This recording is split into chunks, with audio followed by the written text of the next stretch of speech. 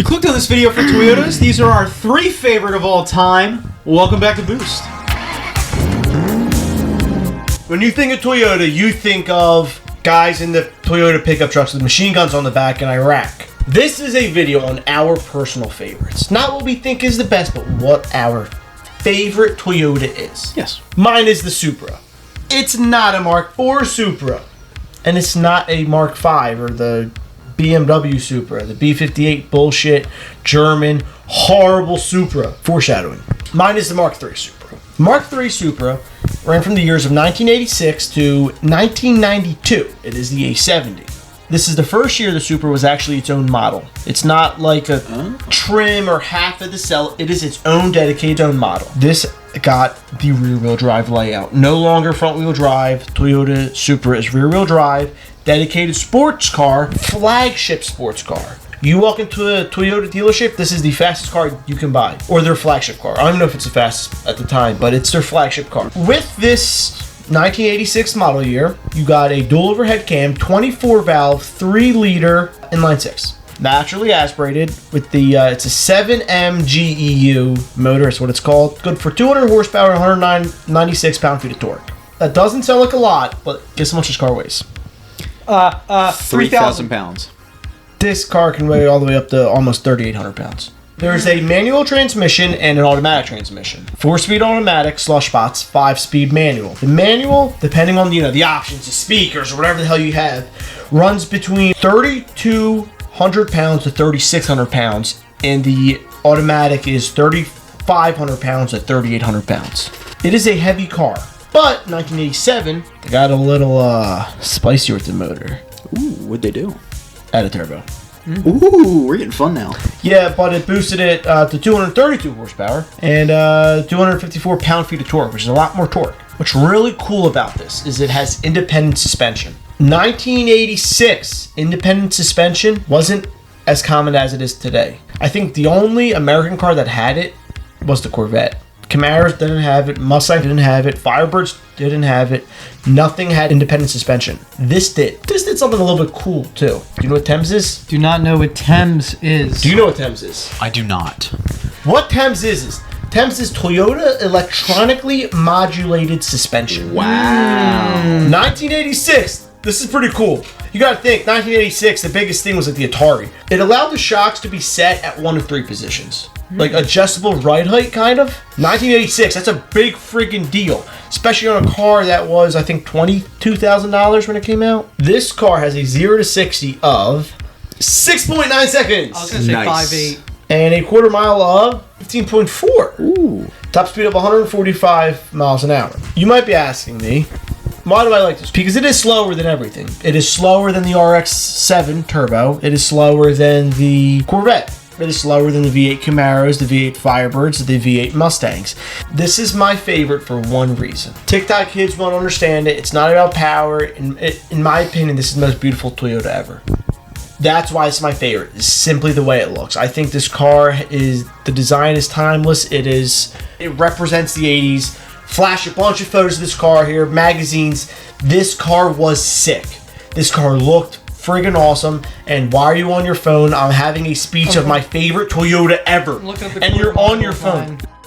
Yeah, this car is slow as shit. This is actually extremely slow. The only thing cool about it is independent suspension. I didn't want to say the Mark IV. I didn't want to say the Mark IV because that's everybody's go-to Toyota. Performance aside, upgrading aside, I liked this car stock. Perfect transition into my car, which was the late 80s, early 90s. I love motorsports. It's a huge reason I became a really big car enthusiast. So being a huge motorsports enthusiast as a kid, I wanted to dive into what is the most successful Toyota in motorsports of all time. Now I have my favorites, the Supra, the GR Corolla, the GR Yaris, and the Celica, and I wanted to dive deeper and see which one was the most successful in motorsports. If we get into Toyota Motorsports, I think it is very important to mention their 2018 Le Mans win with the TS050 hybrid that they won with Fernando Alonso. Now the only problem with that 2008 Le Mans winning Toyota is that you can't buy it. So then I looked at the most winningest cars that you can buy, the most winningest cars that they sold. The first car, and it was a total no-brainer,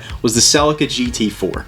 The Toyota Celica is the most winningest car in all of Toyota Motorsports. They have 3 World Rally Championship drivers titles and 1 manufacturer title. 2 of the Drivers' Championships in 1990 and 1992. Carlos Sainz Sr. You guys might know his son. He just kind of races for fun now. And in 1993, I don't know how to say this. In 1993, it was Juha Kakkonen. Cock. Now, the first championship in 1990 was the 4th Gen Celica GT-Four. It was the ST-165. In 92 and 93, it was the 5th Gen, or the ST-185. They won the World Rally Championship Constructors Championship in 1993 overall. And these are Group A cars. So this car won 4 championships in 5 years. 3 drivers, 1 constructor. And this car was kicking ass. Like I mentioned earlier, the 4th Gen, the ST-165, was not a homologation special. They made about 30,000 of these that anyone could just go buy. Where the homologation special comes in is the 5th Gen, the ST-185. They made 5,000 units, completely designed for Group A rally racing. In 1995, it was disqualified from the entire championship due to a turbo restriction infringement. And in 1996, they stopped making it because the World Rally Championship banned it from competition. So I bring to the table the 4th and 5th Gen Celica GT-Four. It keeps a lot of the same stuff, so we get a turbo inline 4 with all-wheel drive and a manual 5-speed transmission that makes about 200 horsepower. It's known as the 3S GTE motor that's also in the MR2. Guys, these motors are great. They can reliably handle up to 400 horsepower and can handle about 500 if you quote-unquote baby the car, if you treat the car right. Yeah, I think this is one of the best looking Toyotas of all time. When it raced in the World Rally Championship, it raced with that iconic, Castrol oil livery. Sitting over here acting like you don't fucking love that livery. That livery was so dope. I do, but if I act like I don't, it's funnier. I'd put that second all-time rally livery, just behind the Subaru 555. Yeah, what's up with SIG companies having the best liveries? Can we talk about that? Dude, Facts. They go hard. This happens to be the most successful Toyota of all time, and you can pick one up and drive it and have as much fun as you want with it. Build it, do whatever you want to it. They're rare. You definitely don't see enough of them in the car scene. I wish we did. I want to look at it forever. Yeah, honorable mention, I want to point out the Toyota GR Yaris, which is currently dominating the World Rally Championship with several championships of its own in the last decade. I really considered using it, but we don't get it at all in the United States. And I wish we did, because I might have just bought one. Let me tell you about my favorite Toyota. It's actually not even a Toyota. What is it? It's a fucking BMW. So then why did you pick it? Because it says Toyota. So I picked the A90 or Mk5 Supra. Ran through the years of 2019 ongoing into 2026. They're gonna have a final edition that looks really, really good. I don't know if you guys seen it. Here's a picture of it. Why isn't it a final edition? Because they're gonna not make them anymore. Why?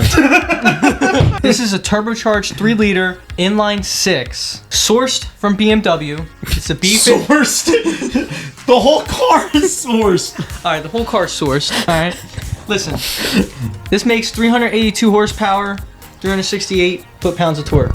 The 6-speed manual is 0 to 60 in 4.2 seconds. There's an 8-speed automatic transmission that runs a 3.9 second 0 to 60. So the engine is positioned lower to get that center of gravity down. This car is advertised to have better body rigidity than the Lexus LFA.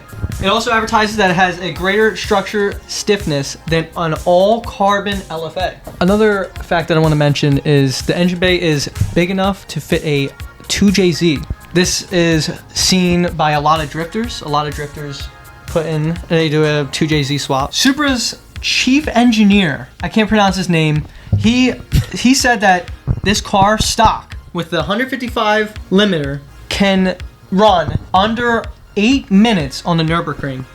The only thing I would do is an exhaust probably. I think I would enjoy it stock. I like the look of this car. I love the aftermarket support. There's a lot of body kits. There's so many things that you can do to this thing. I love the sound of it. This is my favorite Supra. Dude, this is a tuner's dream.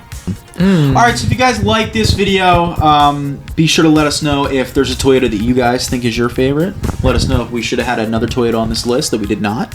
Want to see us do another car company? If you want to see the opposite, our most hated cars. Alright, yeah, just be sure to like, comment, subscribe. Alright. Say it. But you don't have to. These are our 3 favorite Boost members. Welcome back to Toyota.